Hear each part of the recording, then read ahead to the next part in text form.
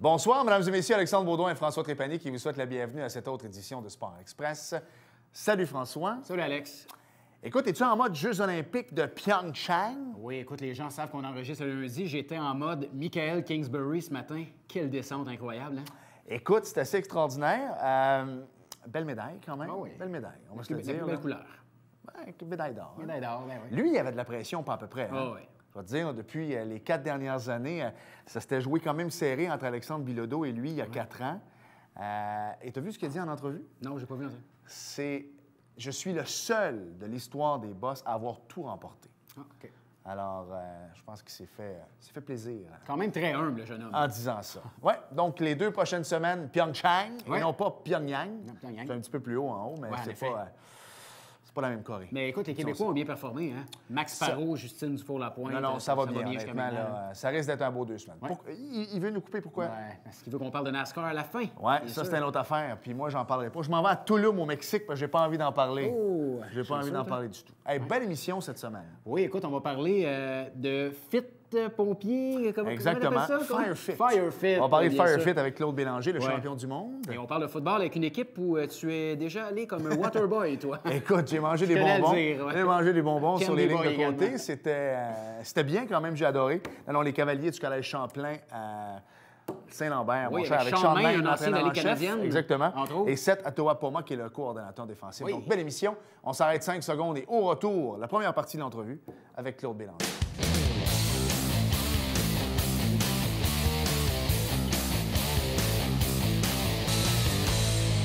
En première partie de l'émission cette semaine, François, souvent on reçoit des gens qui sont en forme Oui. et on en reçoit qui sont Plus en forme. en forme aussi.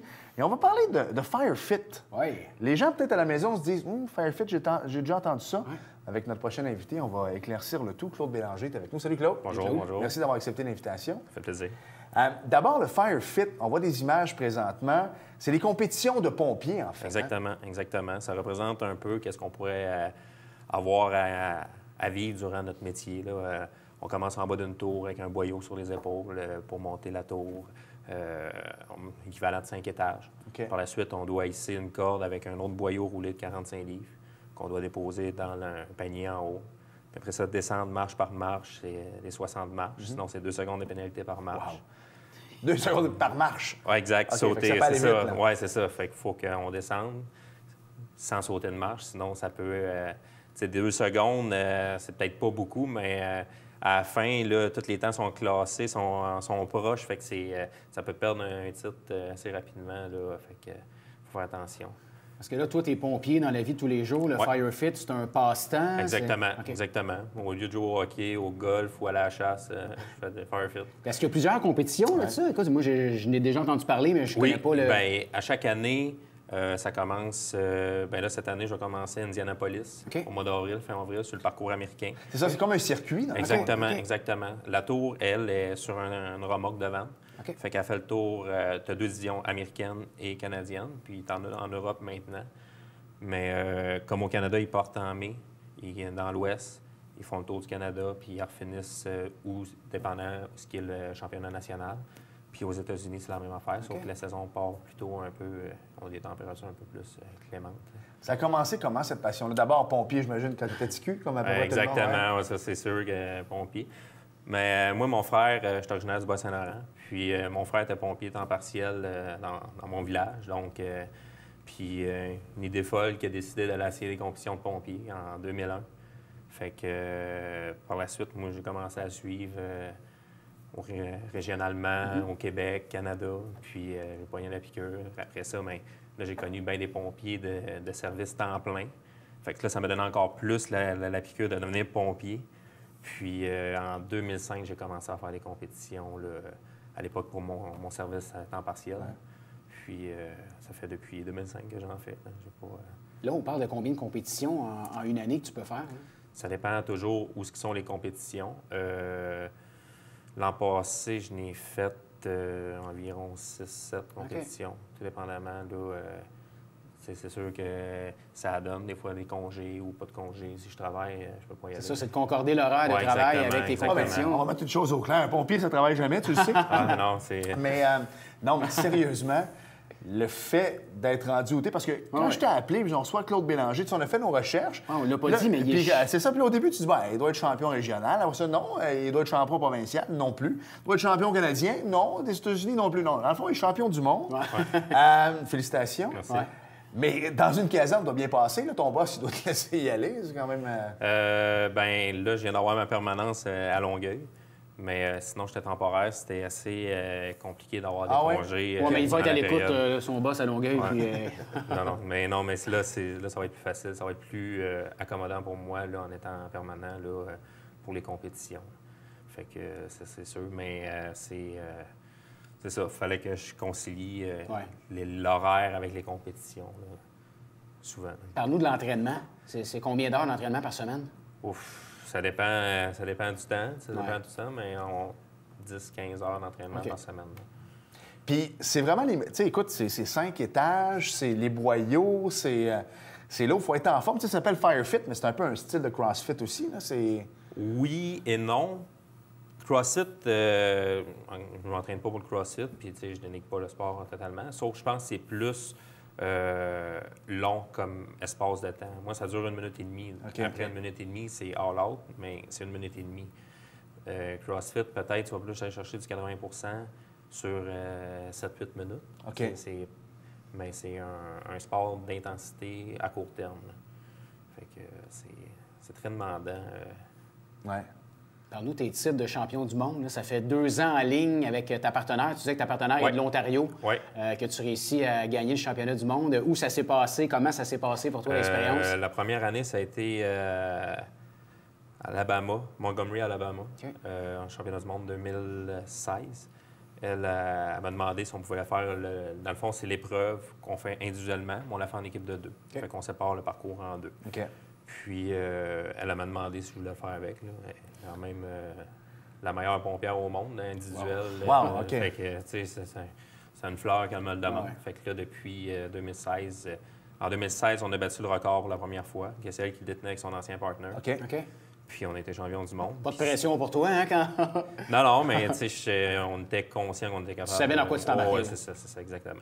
Puis, cette année, à Louisville, on a battu encore notre propre record dans relais mix, là, dans le fond. Parlons un peu des compétitions là-bas, parce qu'ici, on en a vu quelques-uns à RDS. Tu me disais, donc, que maintenant, TSN les diffuse quand même pas si mal, mais je sais que c'est populaire là-bas. Quand tu arrives, c'est quoi la réaction des gens? Vous êtes toujours bien champion du monde? Fait qu'est-ce que vous signez des autographes? Comment ça marche? Non. C'est sûr que ça dépend toujours des villes où ce qu'on va. Une année, en 2013, on était à Las Vegas. À part les compétiteurs, les amis des compétiteurs, les femmes des compétiteurs, il n'y avait pas grand monde. On n'était pas... ça dépend des places. Comme à Louisville, cette année, la température n'était pas notre bord. Là. Le samedi matin, il y avait de la glace dans le tour. Là. Fait que c'est pas très... ça doit pas être évident. Non, c'est ça. C'est pas l'idéal pour les spectateurs non plus. Fait que ça dépend toujours où ce que c'est. Des plus petits villages. C'est là que ça fonctionne le plus, probablement. Exactement. Hein? Fait que c'est ça. C'est toujours une question de publicité aussi des organisateurs. Je comprends que tu fais ça pour le plaisir, pour la remise en forme, la mise en forme. Est-ce qu'il y a des bourses au bout de la ligne, des compétitions comme ça? Non, il n'y a pas de bourse. OK. Ça prend des bons commanditaires? Exactement. Ça prend des bons commanditaires. Puis sinon, les bourses, c'est minime, là? Bien,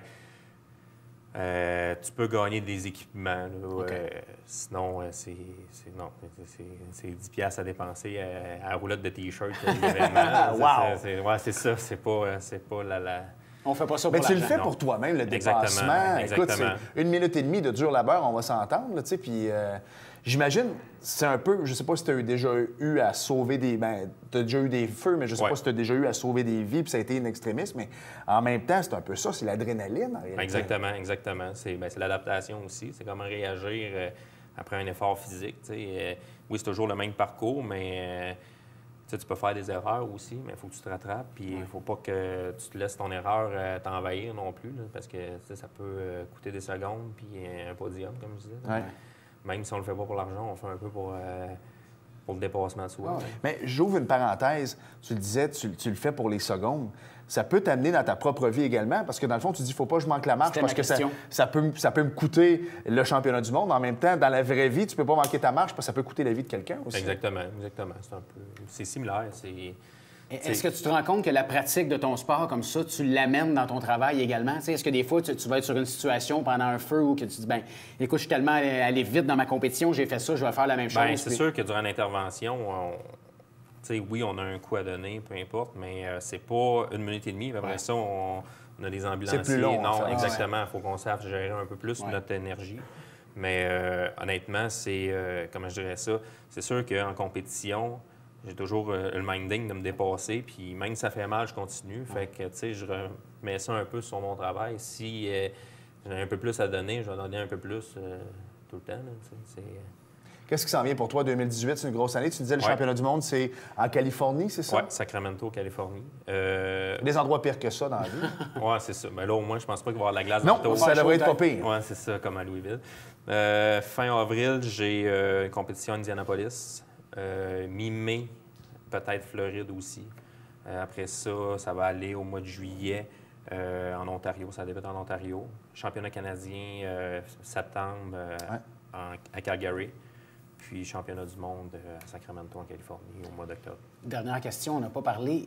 Les pompiers viennent d'où? Est-ce que ça vient de partout à travers le monde, partout à travers l'Amérique, qui se réunissent dans la compétition? Surtout, on doit se qualifier? Nord-américain, oui, exactement. C'est ça, on doit se qualifier. Aux Canadiens, il faut faire au moins régional durant l'année, puis même principe aux États-Unis pour participer au championnat du monde. Mais oui, il commence à y avoir beaucoup de pays d'Europe, Amérique du Sud un peu, mais c'est principalement nord-américain, Canada, États-Unis, les pompiers d'où ils viennent. Et en terminant, tu nous disais donc que tu n'as pas beaucoup de commanditaires, puis tu veux les remercier. Oui, bien, le groupe Solutions Sinistre, ça fait plusieurs années que c'est notre commanditaire. Qu'est-ce qu'il nous apporte? C'est beaucoup pour nous. On a un revêtement époxy Chemtech aussi qui nous a commencé à nous commanditer cette année. Ouais. C'est extrêmement apprécié de leur part. Là. Parce que les autres, il faut qu'ils embarquent avec toi, parce qu'en même temps, c'est pas la visibilité non plus. Fait qu'il faut vraiment qu'ils croient en toi et qu'ils trouvent ça cool, ce que tu fais aussi. Là. Exactement. Ben écoute, le mot de Cambronne pour la saison 2018. Merci d'être venu nous voir. Puis félicitations. Merci.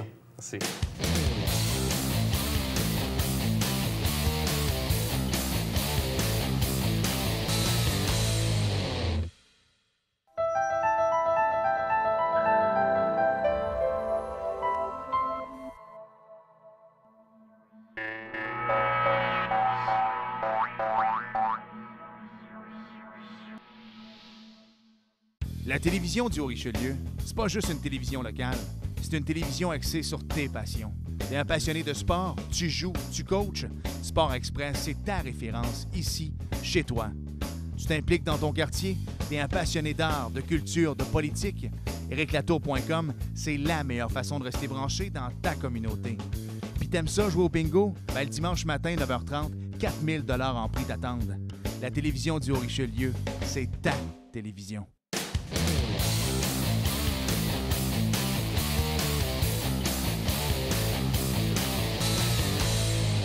Nous sommes de retour à Sport Express. Et François, on est habitué de parler des géants de Saint-Jean-sur-Richelieu. Oui, des Huskies. Avec Alex Surprenant, des Huskies également. Et là, on va rester dans le football collégial. On va parler des Cavaliers du Collège Champlain à Saint-Lambert avec l'entraîneur en chef Sean Main. Salut. Salut. Et le coordonnateur défensif Seth Atoapoma. Salut, Seth. Salut, Seth, ça va bien? Ça va bien, vous? Oui, ça va bien, merci. À tout honneur, tout seigneur, tout honneur, Sean Main, l'entraîneur en chef, ancien porte-couleur des Alouettes de Montréal également. Oui. Et là, son français est excellent. Oui, oui, tellement excellent. C'est ce que Seth nous a dit. Oui, exactement. Sean, ça commence. Tu viens de où? Ça a commencé comment pour toi le football? Bien, moi, j'ai commencé quand moi j'étais tellement jeune. Moi, j'ai commencé à Sun Youth. Ouais. Après Sun Youth, moi, j'ai la chance pour jouer pour Vanier. Quand moi, j'étais au Vanier, moi, j'ai opportunité pour jouer dans les États-Unis. J'ai avoir un scholarship pour jouer pour l'Université de Connecticut. Après ça, dans le CFL, 6 ans avec Hamilton, Winnipeg, Montréal et Calgary. Et quand moi, j'étais avec Montréal, moi, j'ai gagné la Coupe Grade. Exactement. 2 fois, on voit les bagues. Ouais. C'était les années de Mark Trestman. Ça a été les grosses années des Alouettes de Montréal. Et ça, c'est un bon coach, lui. Un bon coach. Comment ça a été perçu, justement? Parce que c'est sûr qu'il arrivait de la NFL avec son West Coast Offense, avec les Raiders et tout ça. Il ne connaissait pas vraiment la Ligue canadienne. Il vous a amené 2 fois, mais plus que 2 fois à la Coupe Grey, mais vous l'avez remporté 2 fois en ligne. Ouais. C'était comment d'être coaché par Coach Trestman? Bien, le seul chose avec Coach Trestman, lui, est un player's coach. Ouais. Alors, et tout pour les joueurs aussi. Il ne veut pas que... comment je vais dire ça en français? Regarde, à la fin de la journée, there's no bad apple in a batch. Okay. Alors, si toi, tu es un joueur qui est mauvais comme lui dans laser tag, il va quitter. Okay. Alors, lui est tout all about the team. C'est pas juste une personne, c'est pas juste toi, moi, il y a personne derrière le signe, toutes des choses comme ça. Fait que pour lui, Shawn Maine, bon, Anthony Calvillo, c'était c'était pareil. Il va te parler autant à toi qu'il pouvait parler à Anthony Calvillo, par exemple. Oui, exactement. Okay. Tout le monde est sur le même niveau. Seth, tu es coordonnateur défensif des Cavaliers. Toi, comment ça a commencé le football? Pour toi, tu as joué, j'imagine? Oui, moi, j'ai joué depuis que j'avais 7 ans. Joué avec la Salle Warriors.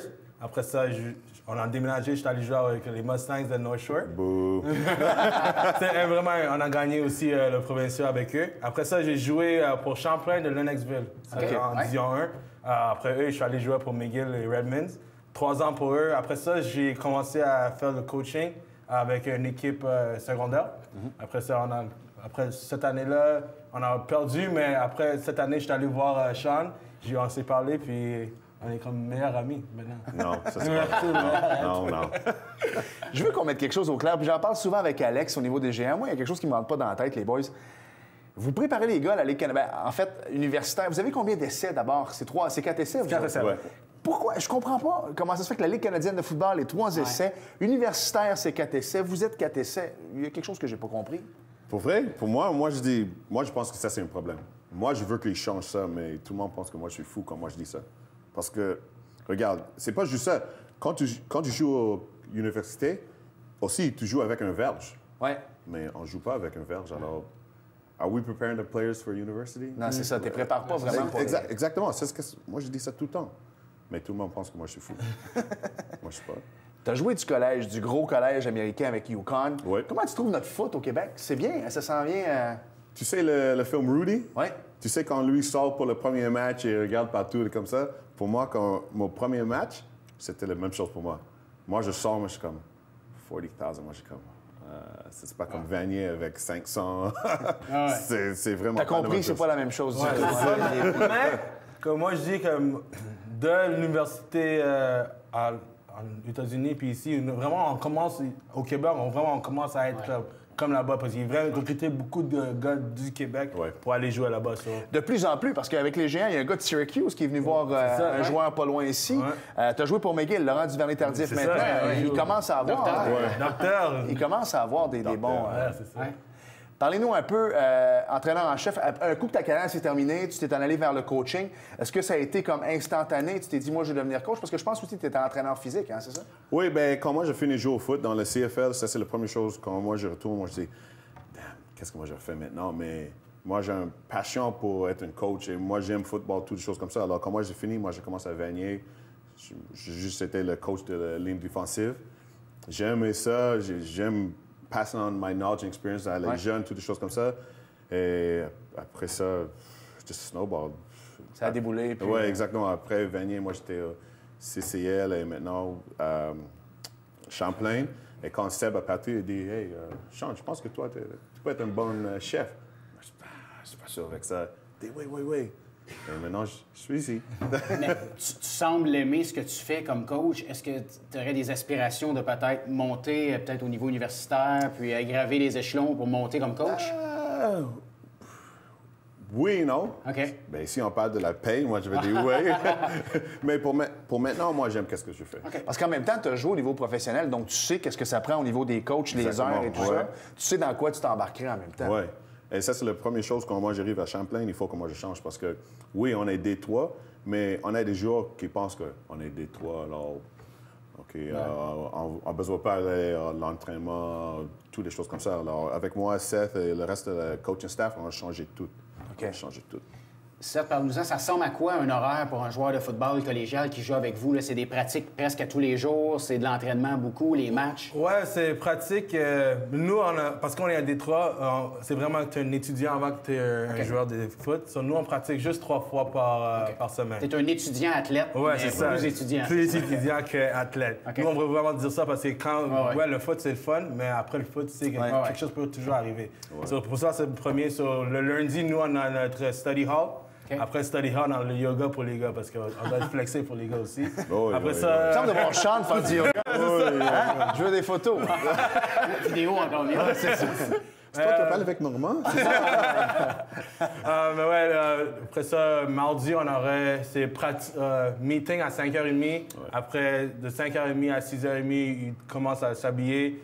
À 7h, on est sur le terrain. De 7h à 9h, on a notre pratique. Puis c'est ça pour mercredi, jeudi, même chose. Et vendredi aussi, encore yoga. Okay. Parce que tu l'as dit, c'est des étudiants athlètes, faut que tu deals avec des joueurs qui se disent on est juste Détroit. Ouais. Mais en même temps, tu as des joueurs qui sont Détroit, mais qui, eux, prennent ça autant à cœur que s'ils étaient des 1. Fait que tu as une marge entre des joueurs. Des fois, tu pourrais. Tu sais, la différence entre ton QB1 et QB3 doit être assez. Fait que, quand tu as des blessés, là, après ça, c'est l'autre qui embarque. Ben, faut que tu deals avec ça. C'est pas évident. L'année passée, on a combien de joueurs qui étaient blessés? On a eu un bon 10 joueurs qui s'étaient blessés. Comme il y avait une game, on a eu 3 gars qui s'étaient blessés dans la même unité défensive. On est là, on est comme, qu'est-ce qu'on va faire là? Puis on rentre notre deuxième gars, puis lui, il n'était pas meilleur que le premier gars. Mais il a quand même step up, il a fait qu'est-ce qu'il avait fait, puis on a quand même gagné la game. Oui, c'est ça. Nice. Mais Sean, j'imagine que les joueurs qui jouent pour toi, le niveau d'autorité, tu t'es rendu loin au football, tu as joué dans les Canadiennes, j'espère que les gars te respectent. Ah, ben oui. Il n'y a pas de choix. Sinon, out. Exactement. Mais c'est la même chose comme ça, c'est qu'est-ce que Trustman fait. Ouais. Tout le monde fall in line, sinon, ciao. Ah, c'est bon. Mais c'est bien parce que les Canadiennes de football, tu sors quand même de McGill, on va se le dire, c'est peut-être pas au niveau foot, eux autres qui remportent le plus de titres. Mais au niveau académique, c'est très bien vu. Là, fait qu'en même temps, c'est ça. À la limite, tu parles d'étudiants athlètes. Pour être à McGill, il fallait que tu aies des bonnes notes. Vraiment, c'est vraiment... Moi, je pratiquais, je travaillais aussi, puis j'allais au foot. C'est vraiment une journée que tu sors de chez toi à 5 h du matin, tu rentres chez toi à 11 h du soir. Puis tu dois faire ce que tu as à faire parce que tu es un étudiant, je travaille, puis je suis aussi dans le sport. Tu dois connaître la blague. Tu sais c'est quoi la différence entre un gars qui est allé à McGill et l'autre qui est allé à Concordia? Les deux ont appliqué à McGill. C'est vraiment ça. Voilà, exactement. Est-ce que les joueurs qui jouent en Détroit ont quand même le rêve de jouer universitaire au Québec? Oui, c'est vraiment quelque chose que, quand on fait le recrutement, c'est une question que les gars nous demandent. Puis, c'est vraiment, si tu vas, même si tu es en Détroit, si tu es un des meilleurs joueurs dans Détroit, ils vont venir vous voir. C'est quelque chose qu'on dit à tous les gars. Puis, on a eu beaucoup de gars qui sont partis. Oui, on a des joueurs qui jouent au Sherbrooke, Bishop, Concordia, McGill, Carleton. Ottawa. GGs. Les GGs, oui. On a eu beaucoup de gars qui sortent de Détroit qui vont à l'université. Mais c'est vrai que le sport du football au Québec est en pleine expansion, il est en santé. C'est ça. Parce que, tu sais, moi, je suis un gars de Saint-Bruno, les Barons, tu sais, puis aujourd'hui, il y a des petites guerres aussi entre le civil et le scolaire. C'est une autre affaire que vous devez... Qu'on doit vraiment gérer cette année. Mais je sais qu'à cause que civil, c'est plus à soir, plus le monde veut rentrer dans le scolaire parce que c'est mieux pour leur temps, puis c'est dans l'école déjà. Puis les profs sont déjà là pour leur aider. Et après, eux, ils ont fini à 5h30, ils commencent pas à 6h. Mais tous les parents aiment ça aussi. Exact. Parce que tu sais que ton enfant est fini à 5. Quand tu joues les Barons, tu es fini quoi, à 8, 9? 8 heures, c'est ça. Écoute, il faut que tu reviennes à la maison, fais ton devoir, manger. Après ça, ressortir, Non, c'est pas évident. Ça me prend une dernière question. Oui. On fera moins d'intro. Sean Normand nous parlait tantôt hors d'onde. Il dit que c'est un gars qui est très humble, mais tu es un gars qui aime beaucoup s'impliquer avec les jeunes, les aider. Parle-nous un petit peu de ton implication avec les jeunes. C'est important. Parce que comment je joue au foot, pas juste dans les États-Unis, mais aussi avec Winnipeg, j'ai un coach, son nom est... John Blank. C'est pas grave, ça va revenir. C'est un coach. Mais la seule chose avec ce coach, ça, c'est un coach pour les joueurs. Alors, si tu parles à n'importe qui dans le locker room, quand tu parles de Coach Harris, il dit « ça, c'est un bon gars, ça, c'est un bon gars. » Alors, pour moi, je vais être la même chose comme lui. Parce que tout le monde, they look up to him. C'est comme un père pour tout le monde. Un modèle. Alors, exactement. Alors, à Champlain, moi, je vais être comme ça avec les gars. C'est la même chose avec nos coaching staff aussi. Si tu parles à n'importe quel joueur, il va dire que Seth est à l'école, tu vas penser que lui est un étudiant là. Alors, pour moi, ça, c'est la seule chose. Parce que, oui, on joue au foot, oui, on sait qu'est-ce qui passe quand on joue au foot, mais c'est pas juste la foot. C'est ta vie en total. Moi, je veux que si tu as des problèmes et tu es une university ou whatever, tu peux appeler moi je suis là pour toi. Puis c'est le fun. Tu joues en D3, mais je vais te traiter comme si tu étais en D1. Ouais. Puis Sherman va faire ça avec les Alouettes aussi. Oui, tu es dans la Ligue canadienne, mais je vais te traiter comme Bedford, puis je vais te traiter comme si tu serais dans la NFL aussi. Ouais. Les boys, bonne saison, ça s'en vient. Je sais que vous êtes en recrutement. On va aller vous voir cet été. Est-ce que tu vas venir regarder le match? Oui, je vais y aller encore à remplir l'eau. Waterboy. Ils ont perdu quand je suis allé, mais c'est pas grave. Ils ont bien bu. On va voir de sucre à crème pour toi. Ah, yes! Je vais retourner. Merci, boys. Bonne saison. Merci.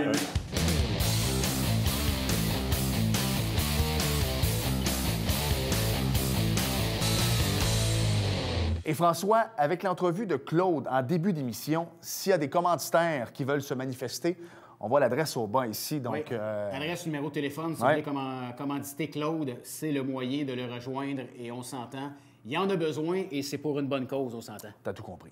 Si je te dis tantôt que je me pousse au cours des prochaines secondes à Toulouse, au Mexique, parce que j'ai pas envie de voir de NASCAR. Ouais. Alors, mais comme j'ai pas le choix avant, je vais t'en parler, mais je déteste ça autant. On regarde Claude là, qui nous fait... Alors, le week-end dernier marquait le lancement du Speed Week menant au début de la saison de la série Monster Energy de NASCAR.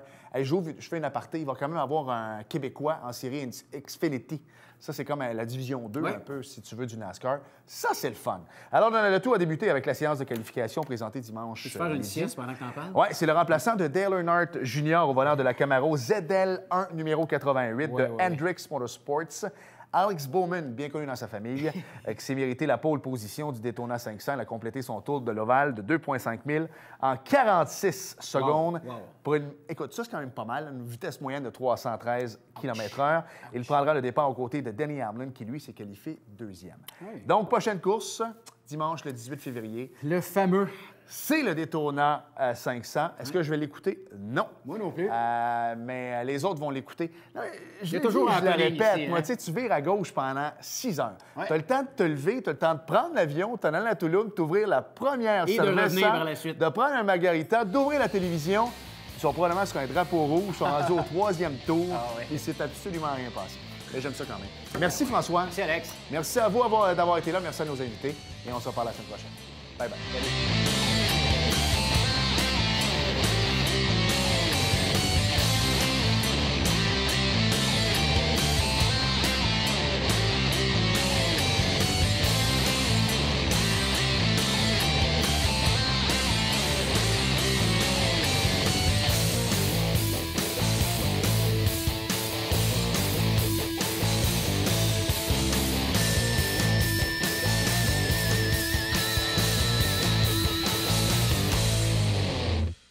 Télévision du Haut-Richelieu. Notre région, votre télévision.